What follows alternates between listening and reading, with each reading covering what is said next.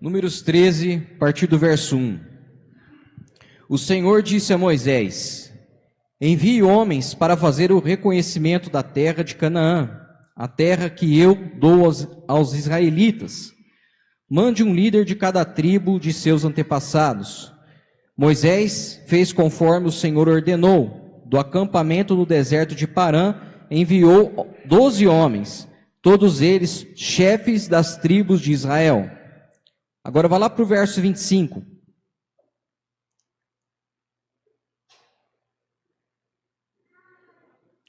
Verso 25. Depois de passarem 40 dias explorando a terra, os homens retornaram a Moisés, a Arão e a toda a comunidade de Israel em Cádiz, no deserto de Parã. Relataram o que tinham visto a toda a comunidade e mostraram os frutos que trouxeram da terra. Este foi o relatório que deram a Moisés. Entramos na terra a qual você nos enviou, e de fato é uma terra que produz leite e mel com fartura. Aqui está o tipo de fruto que nela há. Contudo, o povo que vive ali é poderoso. As suas cidades são grandes e fortificadas. Vimos até os descendentes de Enaque. Os amalequitas vivem no Neguebe. Os hititas, jebuseus e amorreus vivem na região montanhosa. Os cananeus vivem perto do litoral do mar Mediterrâneo e no vale do Jordão. Calebe tentou acalmar o povo que estava diante de Moisés. Vamos partir agora mesmo para tomar a terra, disse ele. Com certeza podemos conquistá-la. Mas os outros homens que tinham feito com ele o reconhecimento da terra discordaram. Não podemos enfrentá-los. São mais fortes do que nós. Então espalharam entre os israelitas um relatório negativo sobre a terra, dizendo: a terra que atravessamos ao fazer o reconhecimento devorará quem for morar ali. Todas as pessoas que vimos são enormes. Vimos até gigantes, os descendentes de Enaque. Perto deles, nos sentimos como gafanhotos, e também era assim que parecíamos para eles. Amém? Meus irmãos, querida igreja, nós finalizamos semana passada o nosso estudo sobre os santos na história da igreja, principalmente aqueles que nós encontramos no Novo Testamento. E o meu desejo hoje é falar sobre a conquista das promessas de Deus sobre a nossa vida, à luz do Novo Testamento. Então, haja vista que nós estamos vivendo num tempo de muitos avanços tecnológicos, avanços na medicina. Cada dia mais você encontra facilidades que nos permitem ter uma vida mais confortável. Eu penso que essa forma de pensar em uma vida confortável acabou se tornando uma raiz em nosso coração, do qual nós pensamos que tudo em nossa vida é conquistado na base da acomodação e do prazer. A gente olha aqui para esse texto de Números, e nós temos aqui o início de um cumprimento de uma das promessas de Deus sobre a vida de Israel. A promessa é que o povo de Israel seria liberto completamente das garras do Egito, onde eles viviam debaixo de uma ditadura, debaixo de uma opressão, debaixo de uma escravidão, e possuiriam uma terra na qual eles desfrutariam de muitas bênçãos provindas da parte de Deus.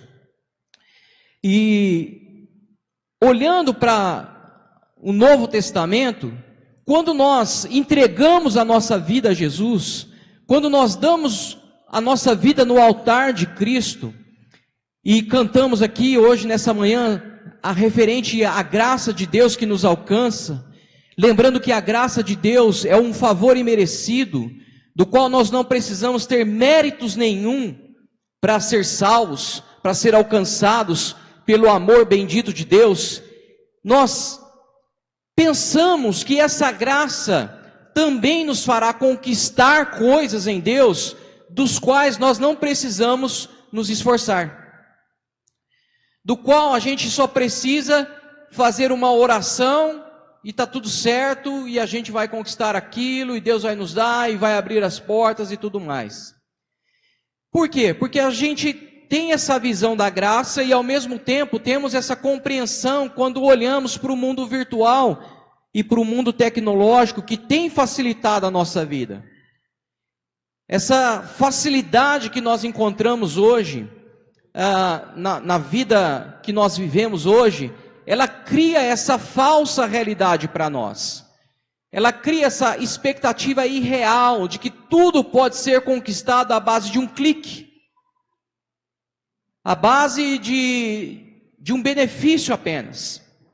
Então essa vida nos ilude, apresentando para nós uma proposta de conquista que são resultados aleatórios, que são resultados da sorte, que são resultados de conhecer pessoas certas, que conquista é fácil de se alcançar, que toda promessa que a gente pode desfrutar são a curto prazo, que tudo aquilo que nós imaginamos nós vamos conquistar, e às vezes não é bem assim. A nossa realidade, o chão da vida é completamente diferente. Que se fizer uma promessa aqui, Deus nos fizer uma promessa aqui hoje, amanhã vai estar cumprindo. Então a gente tem essa mentalidade, nós temos essa percepção. E por mais que a gente sabe que isso não acontece na realidade, todos nós, e eu digo todos porque eu me incluo nisso, a gente quer mostrar o contrário aos outros. Ninguém escapa dessa realidade, dessa falsa realidade. E como que a gente tenta mostrar isso? A gente falsifica a nossa realidade, com fotos, com postagens. Mas a gente sabe que aqui dentro, na nossa alma, dentro do nosso coração, nós sabemos que nada é conquistado de forma fácil. Nós sabemos que não funciona assim. E aí a gente começa a comparar a nossa vida com a vida dessas pessoas que postam, que estão mostrando uma vida aparentemente fácil, uma conquista fácil, um sucesso fácil, e é aí que nós nos enchemos de angústia, e começamos até mesmo a questionar a Deus. Por que não comigo, Deus? Por que minha oração não é respondida? Por que não é assim na minha vida? Por que o Senhor não faz assim comigo? E a gente acaba caindo num ambiente de sofrimento, solidão, angústia, não muito raro, depressão, porque ninguém aguenta viver uma vida inteira mascarada, tentando mostrar o sucesso, mas sabendo da angústia que se passa aqui dentro, que não é fácil conquistar isso. Cedo ou tarde, esse castelo de cartas cai. E o que eu quero trazer com esse texto que nós acabamos de ler aqui à luz do Novo Testamento? Antes da gente entrar propriamente aqui nos eventos que ocorrem, a gente precisa olhar esse texto a partir de Jesus, porque todo o texto do Velho Testamento aponta para uma nova realidade em Cristo Jesus. E a gente precisa entender que, da mesma forma que Deus promete a Israel uma terra da qual eles vão desfrutar, vão se instalar naquela terra e vão prosperar, vão ser abençoados, vão colher muito. Em Cristo, Deus também nos faz promessa que nós podemos desfrutar do melhor dessa terra, que nós também podemos conquistar essas promessas. Mas há um detalhe aqui: assim como foi para Israel, também é para conosco. Possuir isso, conquistar isso, requer de nós esforço, suor, lágrimas. Porque no que refere a Cristo, a salvação é de graça. Mas Jesus já falou, o reino é tomado por esforço. E os que se esforçam, conquistam. Deus tem terras para nós. numa figura de linguagem aqui à luz desse texto que acabamos de ler. Além do reino eterno, do qual nós vamos desfrutar com Cristo na sua glória, além da glória de viver com o Pai celestial, Deus tem terras para conquistarmos aqui. Sejam essas terras no âmbito familiar, sejam essas terras no âmbito da vocação espiritual da qual Deus nos dá, sejam essas terras revelações da Escritura na qual Ele fala conosco, promessas que estão ligadas à glorificação do nome de Cristo na nossa vida. E assim como a gente vê, estudamos aí todas essas semanas, a gente viu na vida daqueles apóstolos, que eles precisaram se esforçar, eles tiveram que batalhar pela fé, eles tiveram que negar a si mesmo, eles tiveram que sofrer para que o nome de Cristo fosse glorificado na própria vida deles. Se nós queremos também viver essas promessas que Deus tem para nós, também envolverá na nossa vida sofrimento. Então hoje, daqui a pouco, nós iremos celebrar aqui, relembrando a morte e a ressurreição de Cristo através da ceia. E eu quero tentar relembrar das terras que talvez você esqueceu. Talvez você esteja aqui como os 10 espias, olhando para as promessas de Deus, vendo gigantes, vendo impossibilidades, e olhando para si mesmo e dizendo, nunca vou conquistar isso. Olha para a minha vida como que é, olha para o meu coração, não consigo amar Deus direito, não consigo andar com Deus direito,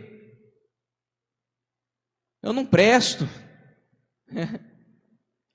Mas sabe de uma coisa? Deus não está preocupado, não tem nenhum interesse em saber se você presta ou não. Ele já sabe que você não presta. Ele já sabe disso.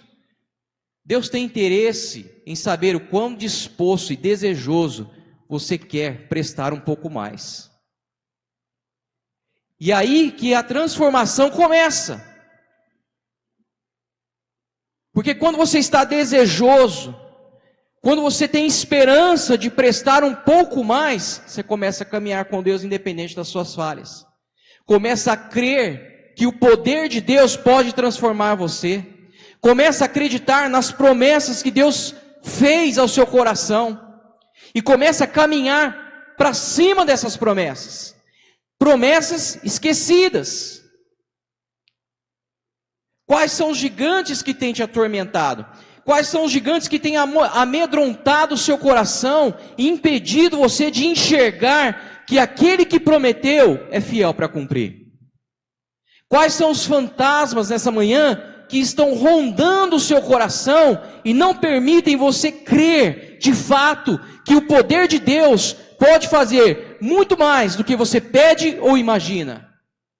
Quais são as frustrações que você experimentou na vida que ainda não foram curadas, que estão impedindo você de ver a promessa de Deus se realizar?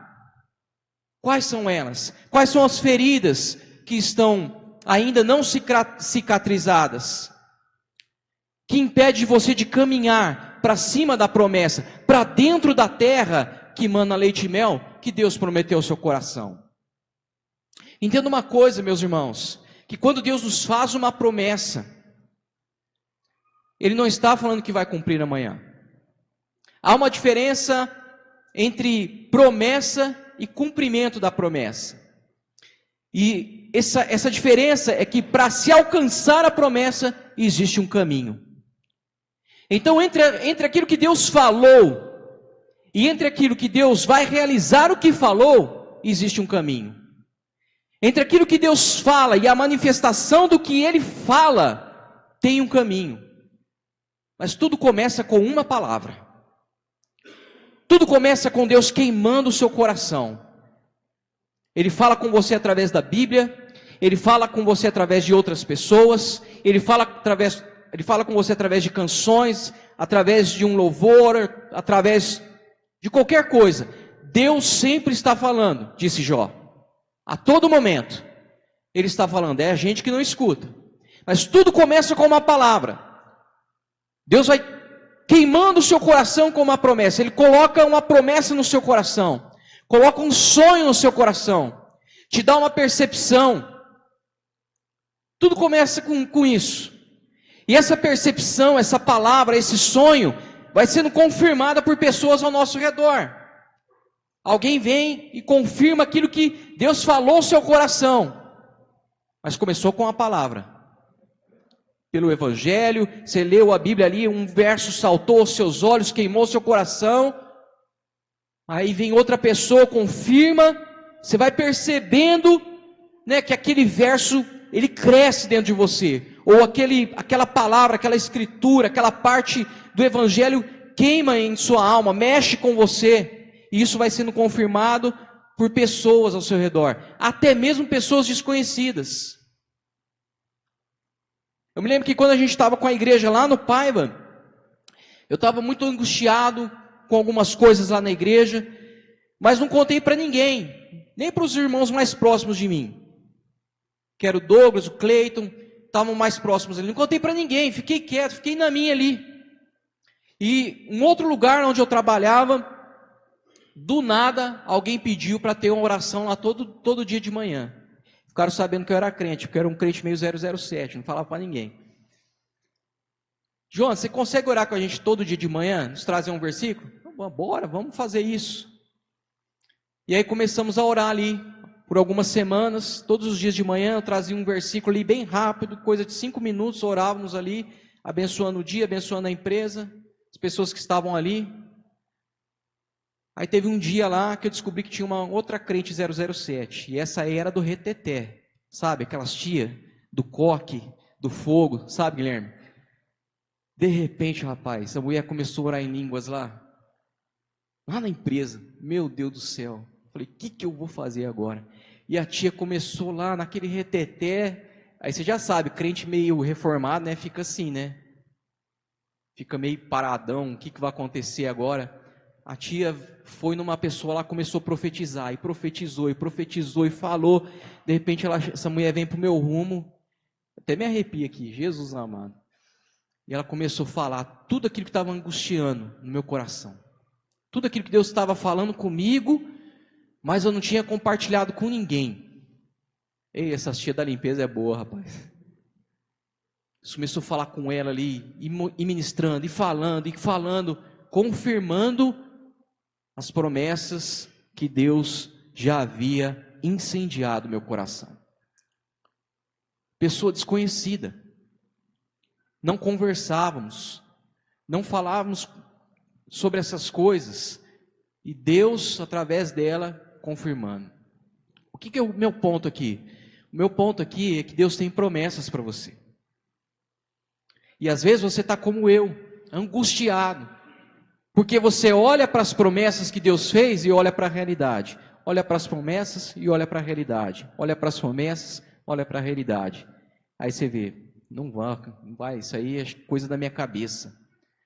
Isso é coisa, loucura minha. Foi Deus que falou, não. E o meu ponto aqui é, o que Deus fala não significa que vai ocorrer dentro do nosso tempo. Há um caminho a ser percorrido. Em alguns casos, como a gente vê, por exemplo, na vida de Abraão, a gente percebe que o que Deus fala não acontece nem nessa vida. Vai acontecer na próxima, quando a gente estiver com Ele na glória. Mas então por que Deus nos dá promessas? Para encher o nosso coração de fé. Para nos dar a esperança. E mais do que nos dar a esperança, nos dar a convicção, para que quando a gente tiver um empecilho, a gente enxergar um gigante, nós enfrentarmos esse gigante, confiando na promessa que um dia Ele nos fez. Deus nos dá uma promessa e confirma através de sua palavra, de louvores ou de pessoas, é justamente para nos revestir, para nos preparar, quando nós nos depararmos com os gigantes que nós teremos que enfrentar para a conquista das promessas, não esmorecermos, não retrocedermos. Então, quando Deus nos dá essa promessa e confirma, Ele está apenas nos dando um fragmento da alegria que nós teremos quando conquistarmos de verdade essa promessa. Quando de fato essa promessa se concretizar na nossa vida. Então Ele nos dá um fragmento daquilo que será, mas ainda não é. Daquilo que vai ser real, mas ainda não é palpável. Daquilo que será uma experiência prática, mas ainda está no campo da promessa. Então Deus faz isso conosco. E quando a gente olha para a vida com Jesus, quando a gente vem para Cristo, a gente acha que vai ser tudo automático. Deus já vai nos libertar, Deus já vai nos fazer uma nova pessoa, eu já vou andar com Deus na santidade, ou eu já vou ter uma vida plena com Deus, o meu casamento vai ser abençoado, os meus filhos, não terei problema, no meu trabalho eu não terei problema, não terei nenhuma crise, não terei nenhuma angústia de alma. Então a gente acha que a gente vem para Cristo e todas essas coisas já acontecem assim, essas promessas que Deus nos dá, né, que é aquela promessa, vinde a mim todos os cansados, sobrecarregados, e eu vos aliviarei. Só que a gente pensa que o alívio é para amanhã. E às vezes não é para amanhã. E aí entra o ponto da gente crer, ou a gente permanecer na incredulidade dessas promessas. Há uma diferença entre fé e incredulidade. E essa diferença está justamente no ponto onde nós estamos correndo para as promessas, ou seja, nos esforçando para conquistar aquilo que Deus nos prometeu, ou nos acomodarmos, nos enxergarmos como uns miseráveis, uns imprestáveis, alguém que é pequeno demais para conquistar aquilo que Deus prometeu. O esforço, ele é um componente importante no que se diz respeito a pegar o que o Senhor tem falado conosco e nos enchermos de fé para andar apenas pela promessa. Isso é fé. Quando nós olhamos para o pai da fé, que é Abraão, nós vemos esse componente na vida dele. Quando Deus fala para ele, sai da tua terra e vai para uma terra que eu te mostrarei, Abraão, ele não se acomoda na terra dele. Ele rapidamente, ele entende aquela promessa, ele entende o que Deus falou, ele pega a família dele, pega as coisas dele e sai andando. E caminha no deserto, como um peregrino, confiando apenas na promessa. E é por isso que ele é chamado de o pai da fé. Diferentemente de alguém que se acomoda, alguém que não se esforça, alguém que não está correndo, não está peregrinando rumo ao que Deus falou, ele é só um incrédulo, que pensa que crê. Agora, vale ressaltar aqui que a nossa fé está pautada no que de fato Deus falou, e o que de fato Deus falou está revelado na sua Escritura, não nas vozes da nossa cabeça. Amém? Amém, irmãos? Porque tem gente que, em nome da fé, né, faz loucura. Aí Deus não falou nada, e ele vai lá, não, Deus falou comigo. Aliás, tudo que se quer fazer de loucura na igreja, põe essa frase, né? Põe nessa conta, Deus falou comigo. Só que se Deus falou com você, presta atenção, o que eu vou te falar é muito importante. Se Deus falou de fato com você, o que de fato Ele falou com você, tem que estar respaldado pelo Evangelho. E após respaldado pelo Evangelho, de alguma forma Deus vai confirmar isso. Seja através de pessoas, seja através de canções, seja através de uma pregação. Porque se não há essas confirmações, ande com o pé atrás. Por isso que a gente enfatiza sempre aqui na igreja a meditação diária bíblica. Para que a todo momento você esteja perceptível, nós estejamos perceptíveis à voz de Deus. Porque a voz de Deus está aqui. Quer ouvir a voz de Deus? Leia a Bíblia em voz alta. Então, ao a gente olhar para as promessas de Deus, temos que nos encher de fé e caminhar para elas. Percebe que a maioria dos milagres que a gente vê Jesus realizando, na grande maioria, Jesus exalta o que nas pessoas? Sua fé. A sua fé te salvou. A sua fé te curou. Porque o que levava essas pessoas até Jesus? A fé de que ele era o ungido de Deus e poderia resolver. Agora, lembre-se que essas pessoas saíram do seu estado cômodo e foram até Jesus. Aquela mulher dos 12 anos do fluxo de sangue foi arrastando. A mulher cananeia foi como se fosse um cachorrinho, nas próprias palavras de Jesus, se humilhando para obter dele a sua promessa. E tantas outras pessoas que a gente vê aqui. Eles não foram somente ouvintes, como diz o apóstolo Tiago. Eles foram praticantes, eles se esforçaram, eles foram até eles. Então a fé te movimenta, a incredulidade te acomoda. E quando a incredulidade te acomoda, ela te leva praticamente à condenação.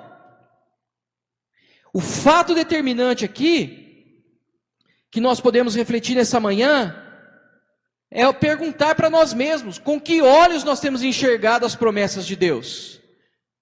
Qual é a visão que nós temos enxergado? Esses espias enxergaram as promessas de Deus com incredulidade. Porém, a gente tem dois homens ali naquele texto que enxergaram as promessas de Deus como uma realidade e correram para cima dela, que é Josué e Calebe. Veja, 10 espias dizem, olha, nós não somos nada, realmente a terra é boa, a promessa é maravilhosa, de fato há muita coisa para a gente fazer ali, de fato é uma terra, olha só o tamanho desses frutos que nós trouxemos aqui, mas olha, tem gigante, tem problema lá. E olha, quer saber? Esses problemas aqui, a gente é como gafanhoto, a gente não vai conseguir conquistar isso. Incredulidade.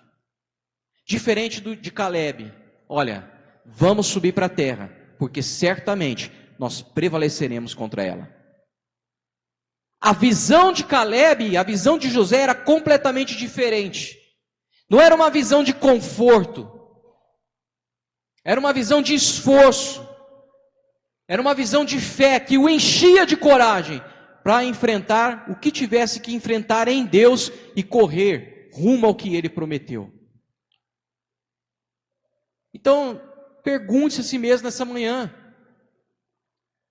que olhos você tem enxergado as promessas de Deus? Com que olhos? Olhos de incredulidade que te levam a abandonar essas promessas, que te levam a se acomodar ao invés de correr para a conquista? Com que olhos você tem enxergado a vida com Deus, a vocação, a sua família de uma forma harmônica, um casamento que talvez você nunca experimentou, mas pode sim experimentar, as promessas de bênçãos de Deus sobre o seu futuro? Com que olhos você tem enxergado promessas sobre os seus filhos? Eu tenho certeza que cada um de nós aqui, nessa manhã, enquanto eu falo, está pensando em algo, em alguma promessa que talvez tenha esquecido. Porque todos nós tem alguma promessa em alguma área da nossa vida que Deus falou fortemente ao nosso coração. Mas talvez o que não te ensinaram é que essas promessas se conquistam com esforço, com suor. Não somente espiar a terra, porque espiar a terra é vislumbrar o que Deus prometeu, é perceber os detalhes da terra, como esses espias fizeram. Perceberam que a terra era boa, mas também perceberam os gigantes.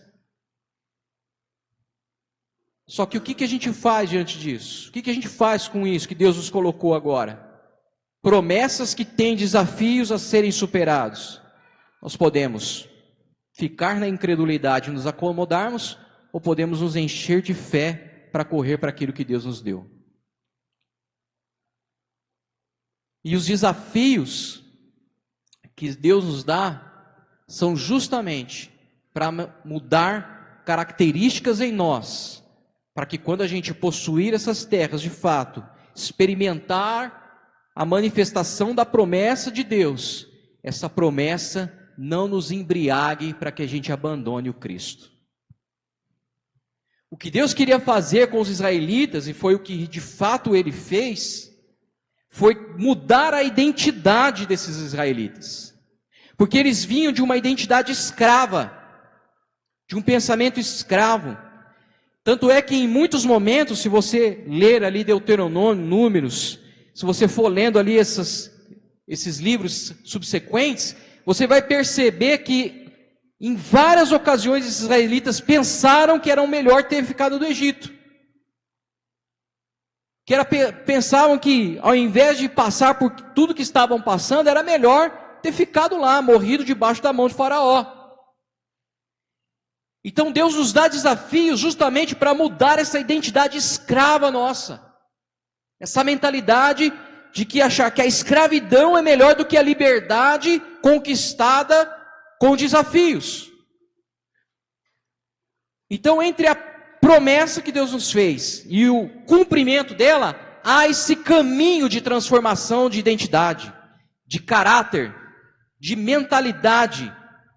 Por isso que Deus exige de nós esforço, para tirar essa mentalidade, para tirar essa visão de escravo, para entrar na terra com uma outra estirpe de pessoa, com uma outra identidade, para que quando a gente conquistar, a gente tenha uma identidade liberta, um DNA diferente, um DNA celestial, não um DNA carnal, que se vangloria, que se ensorbebece, que se autoglorifica por causa da promessa.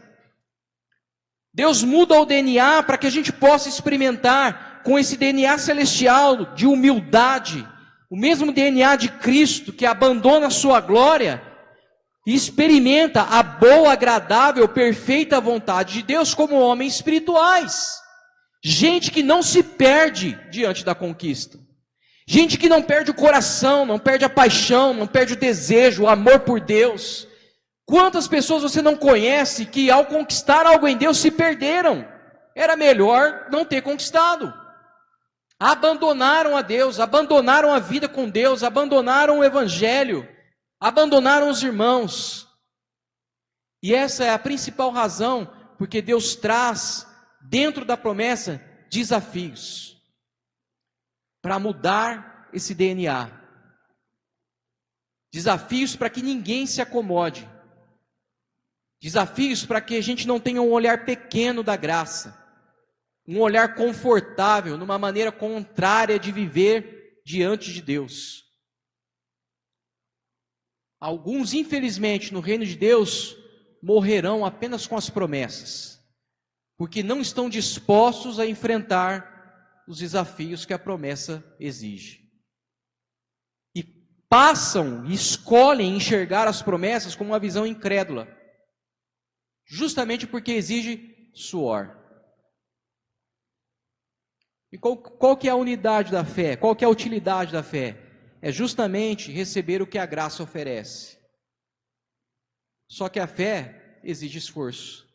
E aí quando a gente vai e se esforça e vê a materialização da conquista na nossa vida, dessa promessa, a gente entende que não foi o esforço, porque a gente agiu com fé na promessa. A gente entende que foi a graça que nos deu.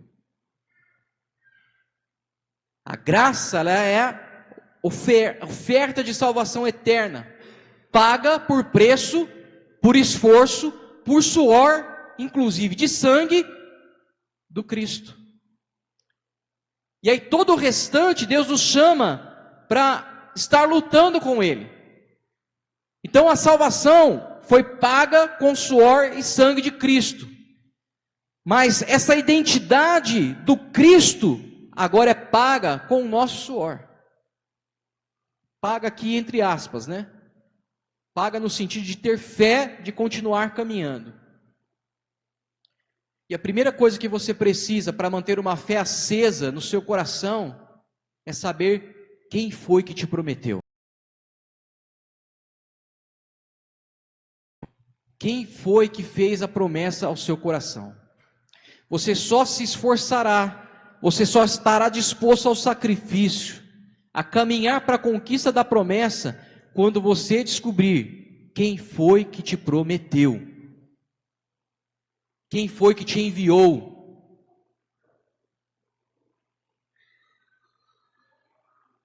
Quem foi que aqueceu o seu coração com esse sonho, com essa promessa? Porque, olhando para nós, meus irmãos e irmãs, é evidente que tudo que Deus nos promete é impossível de acontecer por nós mesmos. Impossível. Assim como a gente olha aqui para a vida de Israel e vemos também como um povo pequeno, sem expressão na cidade, vai conquistar uma terra. Como? Como? A gente olha para as promessas, olhamos para nós mesmos e dizemos, não bate a conta. Para nós é nossa força, nosso esforço, nossa metodologia é impossível. A gente olha para os desafios gigantes, olhamos para os problemas, para as vozes que a todo momento estão nos aterrorizando, dizendo que não vai dar certo, que não vamos conquistar. Olhamos para as próprias impossibilidades ao nosso redor, para os argumentos que a realidade nos mostra e perguntamos: como, Deus? Todas essas dúvidas só podem ser vencidas com apenas uma pergunta: quem te prometeu? Quem foi que te enviou? Quem foi que falou o seu coração?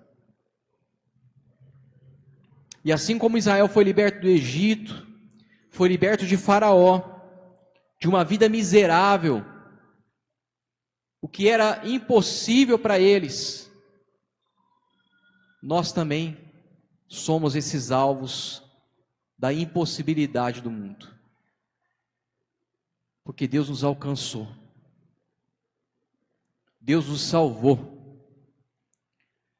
Deus olhou para nós lá no nosso mais profundo pecado de lama, olhou para nós e diz: vem agora que você é meu.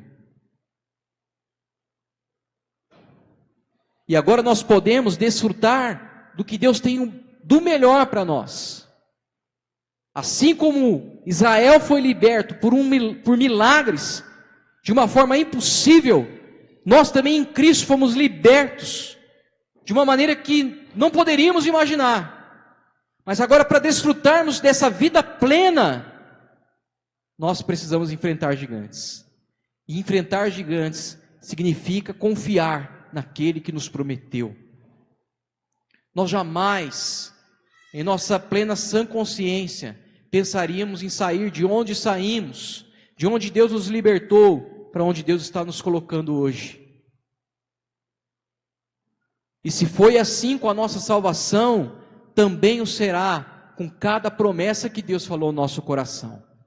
Mas essas promessas, novamente, repito, requer de nós esforço. E esse esforço que eu vou realizar, esse movimento de fé em direção a essa promessa, está ligado a nos perguntarmos: quem foi que nos prometeu? Há alguma coisa demasiadamente difícil demais para Deus fazer em nós, ou através de nós? E quando você descobre quem te prometeu, você precisa se fazer uma outra pergunta: em quem você confia? Naquele que de fato te prometeu, no Deus da promessa, no Deus que te enviou, ou nas circunstâncias que está falando tudo ao contrário? Então, a gente tem que se questionar. Se nós queremos viver a plenitude de Deus, se nós queremos desfrutar do que a gente olha para a história da igreja e vê grandes homens desfrutando de moveres sobrenaturais de Deus, se nós queremos desfrutar de qualquer promessa na nossa casa, família, trabalho, qualquer coisa, nós precisamos perguntar: quem nos prometeu? Segunda coisa, eu confio nesse que me prometeu? Eu confio em Deus ou confio nos homens? Ele é maior do que qualquer desafio ou não? Deus é maior, eu posso confiar nesse Deus que é maior do que qualquer voz contrária, do que qualquer impossibilidade, do que qualquer circunstância, do que qualquer argumento, ou não? Eu posso confiar nele, mesmo diante de inimigos gigantes diante de mim? Eu posso confiar nele mesmo diante de tantas limitações que eu possuo? Eu posso confiar nele mesmo diante de tantas impossibilidades que estão me cercando? Será que realmente ele é o garantidor dessa promessa? E não há nada mais que entristece o coração de Deus do que olhar para nós e enxergar que nós estamos confiando mais na impossibilidade do que no Deus que fez a promessa. Confiamos mais nos gigantes, nos argumentos, nos problemas, na falta de recurso. São isso que alimenta mais a nossa fé na incredulidade do que nossa fé na confiança da promessa concretizada. E é isso que nos leva ao comodismo. É isso que nos leva à falta de ação. É isso que nos leva ao amedrontamento. Porque confiamos mais nessa incredulidade das impossibilidades do que naquele que de fato alimenta a nossa fé e nos leva à disposição e ao esforço. Olha novamente para essa história. 12 espias, 10 incrédulos, 2 apenas dispostos à conquista, que entra na terra.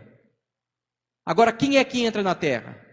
Justamente os 2 que estavam dispostos. Os 2 que conheciam quem fez a promessa e, mais do que conheciam, confiaram naquele que fez a promessa. Então, essa resposta interior define em primeira instância o nosso comprometimento com aquilo que Deus nos prometeu. Essa confiança nesse Deus que nos fez a promessa é o start que nos impulsiona em direção à aprovação ou à reprovação das conquistas que Deus tem nos dado, ou que Deus quer nos dar. Então, meus irmãos, eu te falo hoje, pelas misericórdias de Jesus Cristo, troque os filtros dos seus olhos. A maneira como você enxerga as promessas, se é pela fé ou pela incredulidade, determina se você vai correr em direção a elas. Se você vai se esforçar, perseverar nessas promessas. Ou apenas vai se acomodar. Tudo está ligado à maneira como você enxerga. A maneira como você enxerga Deus, a vida, o reino de Deus, determina a maneira como você vive a vida com Deus e o reino de Deus. Isso influencia drasticamente na construção, na formação, na influência da sua identidade como filho. Por qual identidade nós temos vivido? De filhos de Deus ou de escravos? Pensando ainda no passado, como era bom o Egito, mesmo sendo escravo, comendo cebola, mesmo debaixo de uma mão que nos escravizava, que nos humilhava.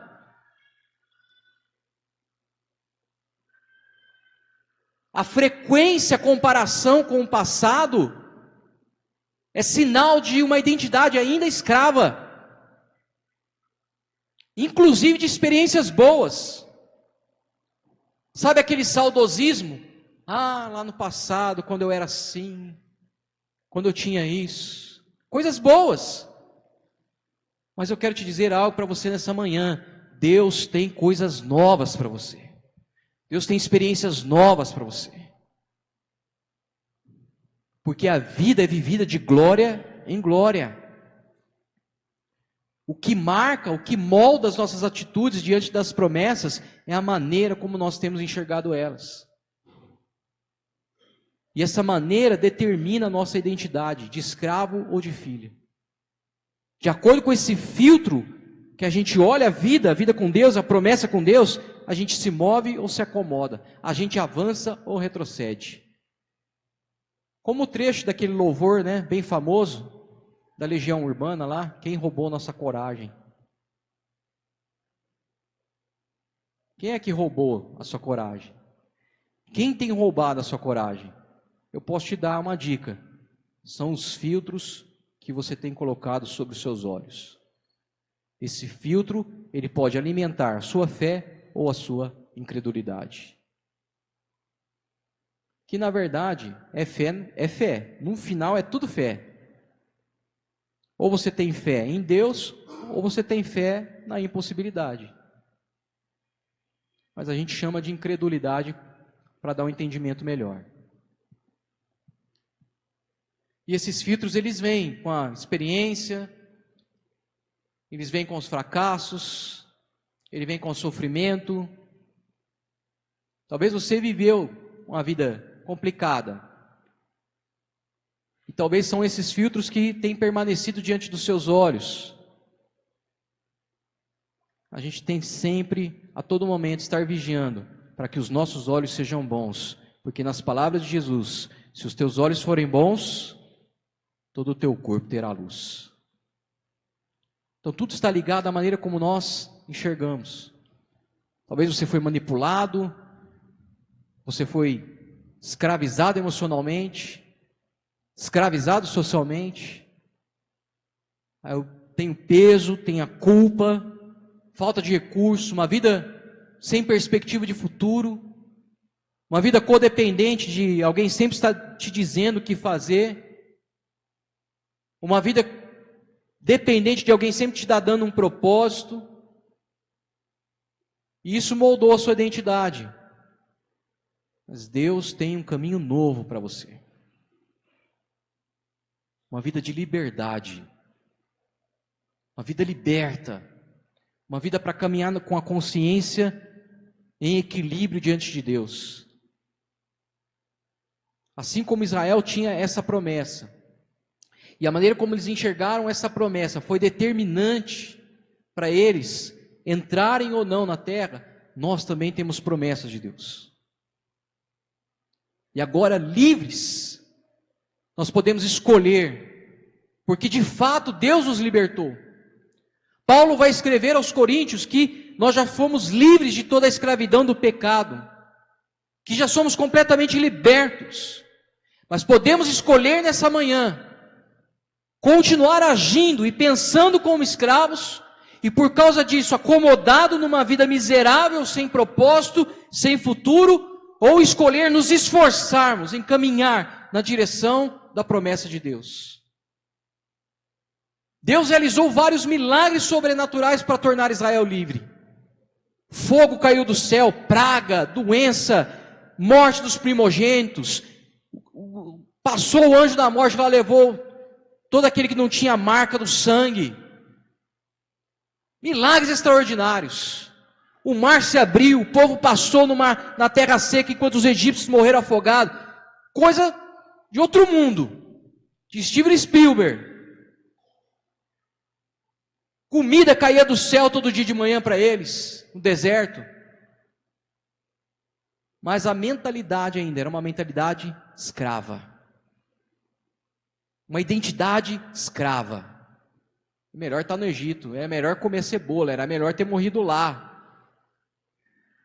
Não conseguia enxergar a promessa de Deus pelos olhos da fé. Não conseguia se esforçar para ir em direção à terra prometida. E às vezes é isso que está acontecendo com alguns de nós. Pelo sangue de Cristo e pela cruz do Calvário, algo sobrenatural, Deus nos libertou completamente do Egito, mas ainda continuamos caminhando como escravos. Meus irmãos, a mesma graça que te salva e te perdoa e te livra do inferno, essa mesma graça e essa mesma cruz pode te libertar para viver uma vida plena. É só trocarmos o filtro dos nossos olhos. E essa escolha é nossa. O autor de Hebreus, lá na carta de Hebreus, no capítulo 11, vai dizer o que sobre a fé? Olhando para o autor e consumador da nossa fé. Então, para onde você e eu estamos olhando? Se nós quisermos nos apropriar de tudo aquilo que Deus nos prometeu, dessa nova realidade de viver em liberdade com Deus, de um povo livre, e continuar vivendo essa vida com Deus plena, temos que nos esforçar para olhar para o consumador da nossa fé. E não continuar se comportando como escravo, mas de fato como um filho liberto de uma nova história que Deus está escrevendo, nas nossas vidas e através das nossas vidas. Então chega de se comparar com o passado, se você tem feito isso. Chega de comparar a sua vida com o passado, inclusive com coisas boas. Comece a enxergar para o futuro que Deus tem para nós. A maneira como você se enxerga determina a maneira como você vive. E se você não quer ter o mesmo destino de Israel, esses 10 espias influenciaram toda a sua nação. A Bíblia vai dizer mais à frente que daquela nação todos morreram e apenas Josué e Calebe é que experimentaram o desfrute da terra.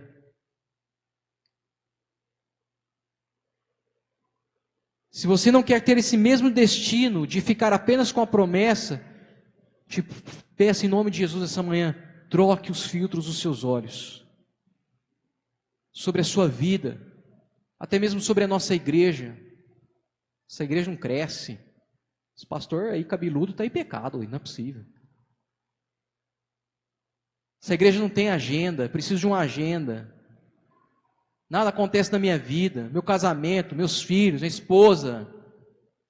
Essa igreja falta arrepio, eu preciso voltar para o Egito, lá é melhor.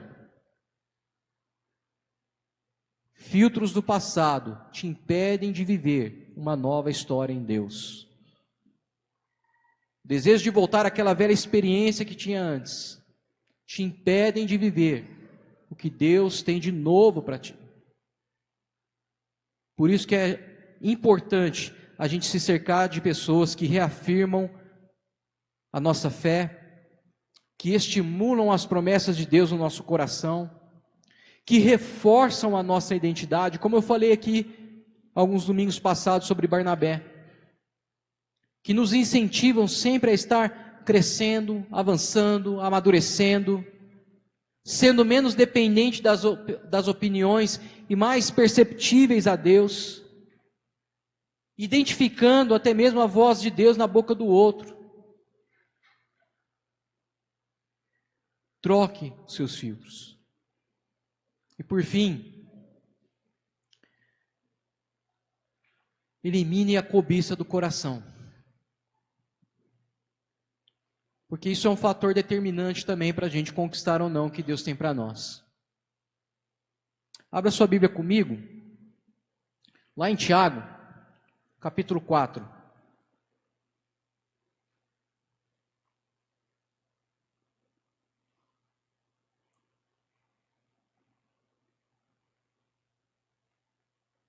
Tiago 4, verso 2.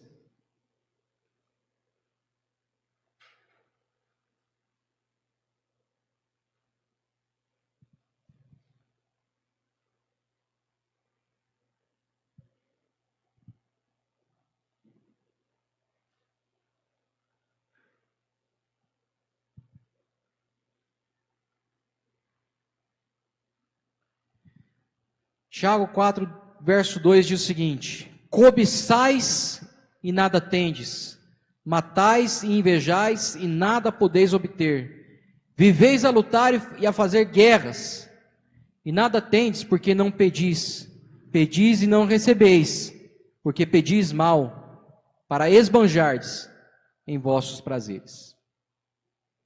Então Tiago está dizendo que a gente não conquista, ou que a gente não obtém de Deus o que desejamos, porque o que nós pedimos a Deus não é fruto para a glorificação do seu nome, mas é fruto de uma cobiça enraizada em nosso coração.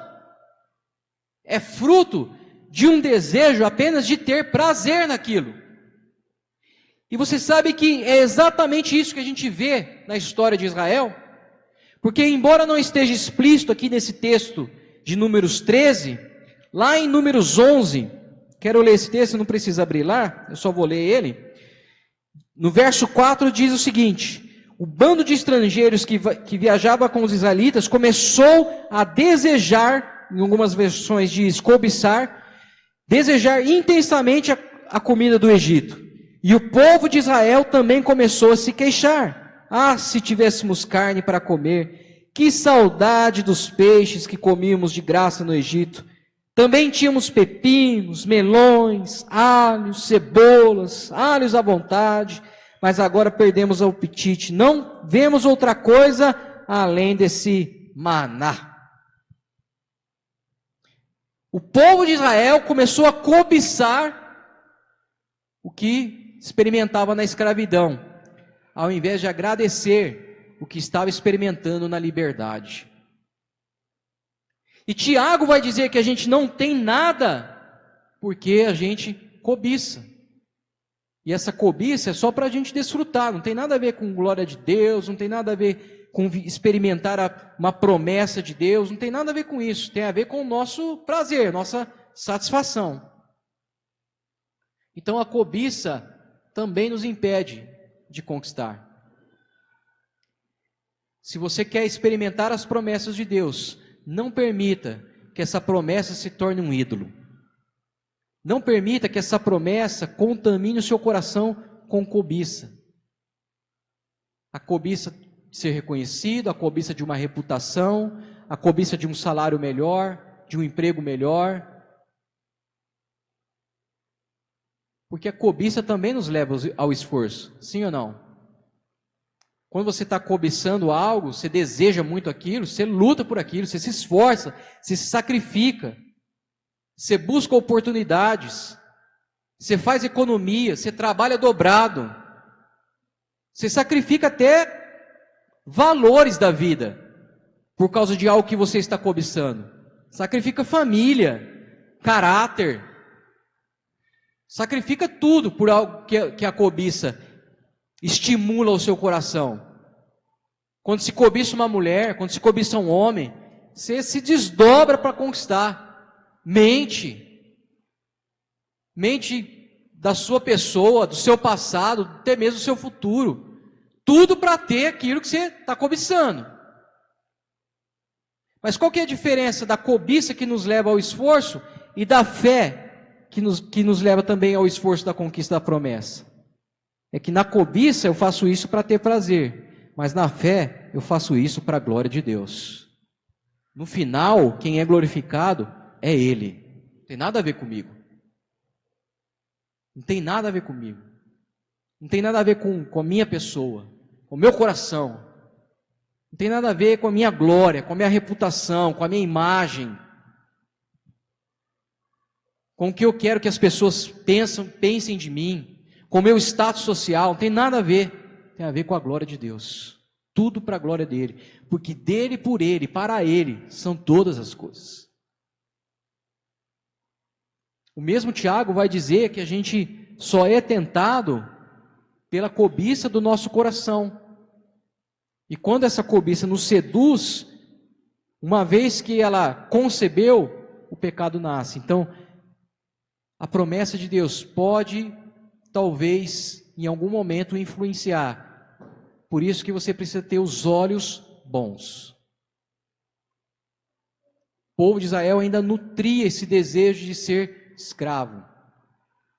Embora estivesse vivendo uma vida livre, desfrutando da liberdade, ainda nutria de uma visão escrava, de um desejo de ser escravo. Por quê? Porque carregou a cobiça para junto da promessa. A cobiça é a infidelidade. Porque ela toma as promessas de Deus e usa para benefício próprio. Ela toma aquilo que é de Deus para se tornar prazer humano. Olhe para todas as coisas, você vai perceber essa relação. Onde há cobiça, há um prazer humano escondido. A cobiça é capaz de pegar o que é de valor do Evangelho e transformar em algo que é completamente maligno. Você vê isso na igreja, você vê isso na vida de cristãos, pastores. Pega aquilo que é de Deus e transforma em instrumento para o pecado. Porque a cobiça é só um prazer transitório. Mas a promessa de Deus é uma alegria eterna. E é por isso que você vê muitos dos santos não desistindo.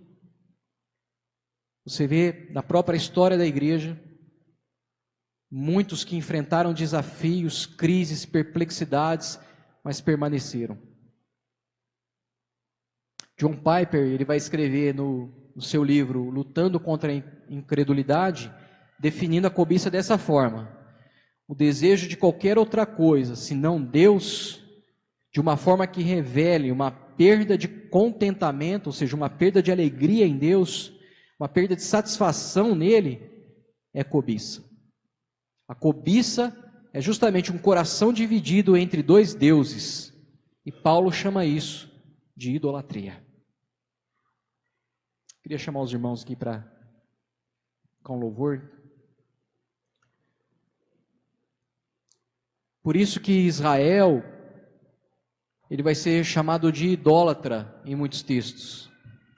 Muitos grandes profetas aqui da Escritura vão se levantar, Isaías, Jeremias, Oséias, vão se levantar e chamar Israel de idólatra, justamente por causa da cobiça. Você é daqueles que perde a alegria muito fácil? Você é daqueles que perdem o prazer em Deus de forma muito rápida? Bateu uma crise, bateu um desafio, bateu um problema, bateu uma impossibilidade, te rouba a alegria? Isso é resultado de uma raiz ainda de cobiça, de filtros nos olhos que ainda não foram trocados, de uma mentalidade escrava para uma identidade de filho, que te impede de continuar se engajando, se esforçando na conquista, sem perder essa alegria em Deus.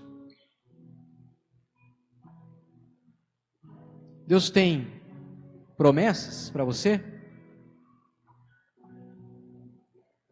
Se Deus tem, entenda que entre essa promessa e o cumprimento dela, tem um caminho chamado amadurecimento.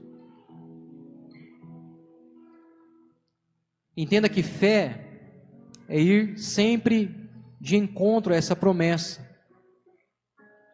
confiando e crendo naquele que prometeu.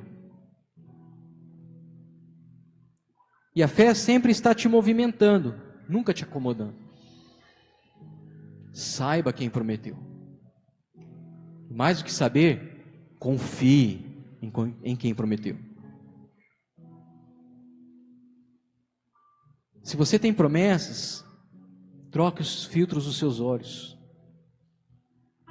Não importa o que você viveu no passado, meu irmão e minha irmã. Não importa quem você foi. Não importa o que você sofreu. Não importa nem mesmo quem você é ainda hoje. Talvez se enxergando como esses espias se enxergaram. Imprestável. Somos como gafanhotos. Eu sou alguém que nunca vai desfrutar do que Deus plenamente tem para mim. Troque esses filtros hoje em nome de Jesus, por aquilo que Ele prometeu.